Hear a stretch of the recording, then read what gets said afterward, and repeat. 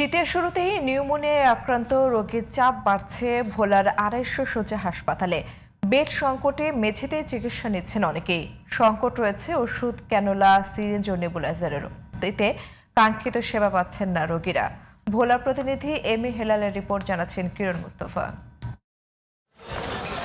দ্বীপবাসীর স্বাস্থ্যসেবার একমাত্র ভরসা ভোলা ২৫০ শয্যার জেনারেল হাসপাতাল। শীত আসতেই ভোলায় বেড়েছে নিউমোনিয়ায় আক্রান্ত রোগীর সংখ্যা। চাপ বাড়ায় এক বেডে চিকিৎসা দেওয়া হচ্ছে ২ থেকে ৩ শিশুকে।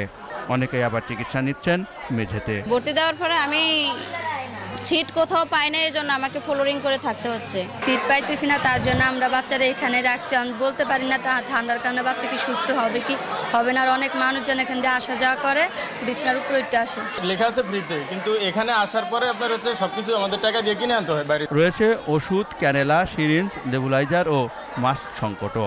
কাঙ্ক্ষিত সেবা না পাওয়ায় ক্ষুব্ধ স্বজনরা। আমরা এই সিটের ভিতরে ৩ জন বাচ্চা নিয়ে থাকতেছি।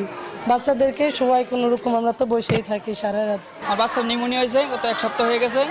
এখন এমন এক জায়গায় বসুন, কোনো জায়গায় সিট পাইতেছি না।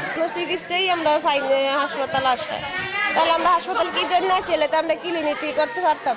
হাসপাতালের তত্ত্বাবধায়ক জানান, ধারণ ক্ষমতার চেয়ে অতিরিক্ত রোগী আসায় কিছুটা সমস্যা হচ্ছে। ধারণ ক্ষমতার প্রায় 3 গুণ রোগী ভর্তি আছে হসপিটালে। এই জন্য সব রোগীকে আসলে আমরা বেড দিতে পারি না।